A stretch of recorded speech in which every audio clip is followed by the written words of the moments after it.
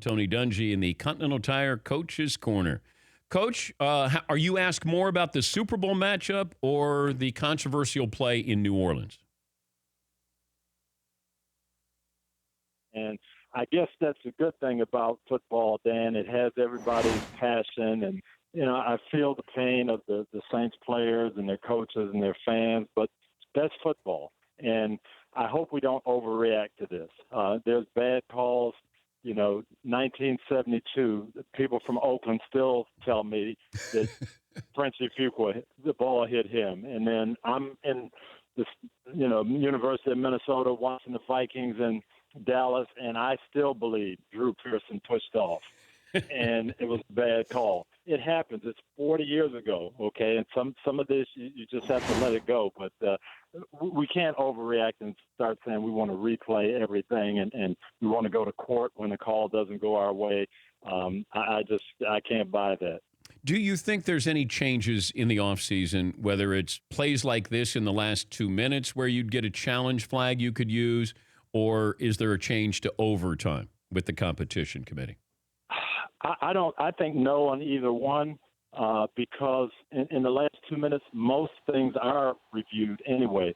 If you start bringing judgment calls into it, what's pass interference, what's holding, was D Ford really offside or was he just close? Let's take a look at that. You're opening up Pandora's box. Now, what change I hope they do make, and what I would recommend is going to full-time officials. And let's get some consistency over the whole game, not just one call here or there. But I think that's the change we need to look at, not looking at reviewing one call. And the overtime, I'm fine with that. As a defensive coach, you got to stop them. Okay, and we made the change to a field goal so they can't just have 2 first downs and kick a 50-yard field goal to win.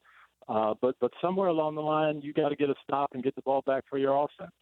Yeah, I'm there with you on both of these. I don't want to overreact. It was a bad call, and overtime, I'm fine. I think overtime worked. I think people have a problem with overtime because the Patriots took advantage of it, and Brady led them down, whereas the Rams played defense, forced the interception, and then kicked the field goal. Yeah, but that's a classic example. 3 third and 10s, and they didn't stop any one of them, and New England won. The long yardage situation, the Rams bowed up, caused an interception, and were able to win the game. So both teams that lost the toss had opportunities. I'm also curious about this, though, Tone. If you had an official who was right there on the spot in New Orleans with this play, but we've seen plays before where 3 officials throw a flag on the same play for the same penalty. I was shocked that nobody got together and said, hey, let's just talk about this here, because what I saw is, wouldn't you want to help protect that official, or is it their egos are at stake and nobody wants to point out something or say, you just missed it and you're right in front of that play? No, that's the problem that no one talks about, and it's these all-star crews and people who haven't worked with each other. If that was the normal crew, I'm sure that would have happened. Someone, the back judge, the side judge, somebody would have thrown the flag and said, hey, you didn't see it, but I saw it. That's pass interference. Let's put the ball here.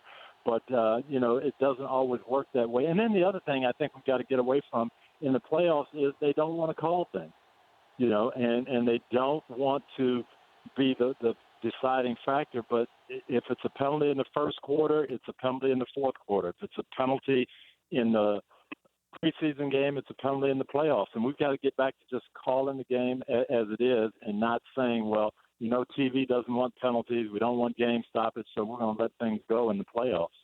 Talking to Tony Dungy, NBC Football Night in America analyst and, of course, Hall of Fame coach. Can Bill Belichick be outcoached?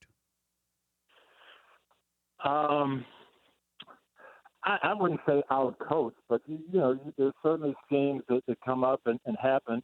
And, just look at this last game. The Patriots do what they always do. They had a different game plan offensively and defensively. Kansas City wasn't ready for it. They got the lead 14-0. Andy Reid and his staff made some great adjustments, and they scored 31 points in the second half. Tom Brady throws the ball just a little bit high off of Gronkowski's hands, and it's intercepted. If D Ford isn't lined up off sides, then we'll say, oh, wow, Andy Reid did a great job of adjusting. Look at that, 31 points in the second half. Wow, was that masterful? Yeah. And it'd be a different narrative. Yeah. So, yes, I mean, everybody makes adjustments. I think that's going to be what's going to be on Sean McVay's plate. He's not sure what type of defense they're going to run, what they're going to do to take things away. He's going to have to adjust. I see New England getting off to a lead in this game, and then how quick does the Rams staff adjust, and what do they do, and can they come back in the second half? I think that's how the game's going to play out. But also, I was looking at teams that give the Patriots trouble, or you can beat the Patriots in a big game. And I go back to the Ravens had a great front. The Giants had a great front. And the Rams have a great front. And I think that that's the key. If you put pressure up the middle on Brady, then it's different. Kansas City. You and I have sat with Rodney Harrison for 9 years. Yep. And what does he always say? You've got to rush inside. You've got to pressure Brady without blitzing. And you've got to play tight man-to-man coverage. You've got to bump those receivers and not let Tom have the easy, quick throws. Baltimore, you're right, was able to do that. They had a physical secondary. They had great rush. The Giants in the 2 Super Bowls had that. The Rams have that. Now, can they do it for 4 quarters, and can they do it in the big game? Can Ndamukong Suh show up? Because Bill Belichick is not going to let Aaron Donald wreck the game. So Ndamukong Suh is going to get one-on-one blocks, and Aaron Donald is not. I can promise you that. It doesn't matter where they put him. Aaron Donald is going to get blocked by 2 people. So can Suh show up? Can Dante Fowler show up? Can they pressure without blitzing? And can those coverage guys hold up? And, again, it's going to come down to how do they call the game, because we know Marcus Peters and Aqib Talib are going to press the rules, and they're going to grab, and they're going to bump them at 6 yards and 7 yards. Is that going to get called? We'll see. Did it bring back memories when you're watching Brady there in overtime where he's just, it almost felt like a foregone conclusion that he was somehow going to get them at least in field goal range, if not score a touchdown. But as a former coach going against him, you've seen this before. Did it bring back? And you've got to make a play. You've got to get a sack, fumble. You've got to get a turnover. And they got it. But just, that's the one thing I admire about the Patriots. They do not beat themselves. They do not make those type of mistakes. So when you do get that sack or get that turnover, tip ball, and you line up offside, at that point I knew the game was over. It was over. New England was going to score, and some way they're going to win the game in overtime. Yeah. Are you made up your mind on Jared Goff? Like, do you know what kind of quarterback he's going to be in his career? I think he's going to be very good, but these are big games now. He did a good job down the stretch in New Orleans, but we've seen him in some big games not play that well. So, this is going to be a little bit of a defining moment early. You're playing against Tom Brady. You're playing against one of the best defensive schemes. Brian Flores, Bill Belichick, they'll have some different things, and you're going to have to score points. You're not going to win this game 17-10. So there is a lot of pressure on Jared. I think he's improving. He's playing well. Sean McVay, I was out there last year when we had the playoff game. Those guys believe in Jared Goff. They think he's going to be great. They think he's the leader they need. So this will be a big moment for him. Good to visit with you, Tone, as always. Enjoy the Super Bowl, and thanks for joining us. Always fun, brother. I'm going to try to see you somewhere. Where are you going to be set up in Atlanta? I think Paulie, do we have a disclosed location yet? We'll give it to Coach off air. Oh, yeah. Now.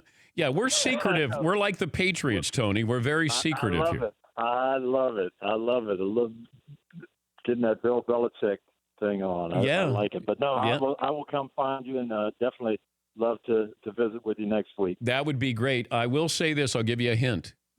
We are right next door to the Patriots practice facility. So you might be getting some views of the play. You can let me know what's going to happen.